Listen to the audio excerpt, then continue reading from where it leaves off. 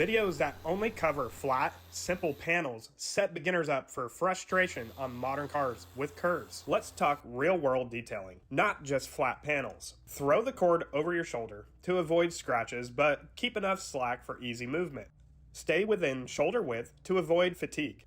Constantly overreaching like this for hours of polishing will wear you out faster than you think. Trust me. And forget the face-to-panel stuff you see like this in other videos. It's so unnecessary and not that serious.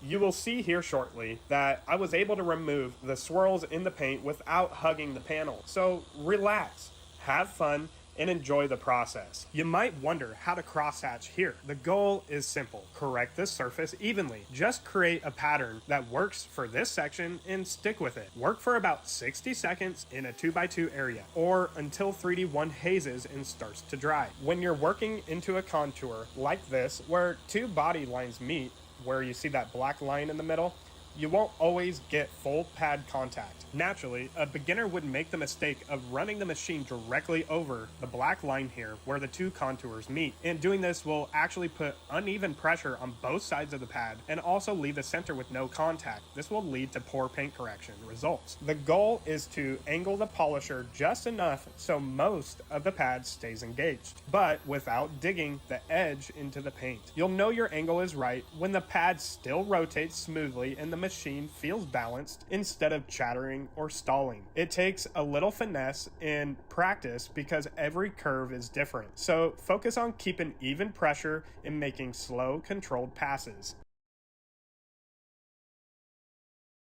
Hang tight because in the next few minutes, I'm sharing my last best tips you're going to need and want for one-step paint correction success. As you can see, there are almost no swirl marks left on this curved panel, but there are some tight spots where bigger machines just can't remove swirls well. That's why I'm going to show you one last tool if you're serious about this, the Griot Garage G13. A 3-inch DA polisher with a 13mm long throw. By the end of this video, you'll start to see why pros charge over $100 an hour for this work. Work in smaller areas, 1 foot by 1 foot for a 3-inch polisher, instead of a 2x2 for a 5-inch. Clear coat residue builds up as you polish, so clean your pad and add more polish often.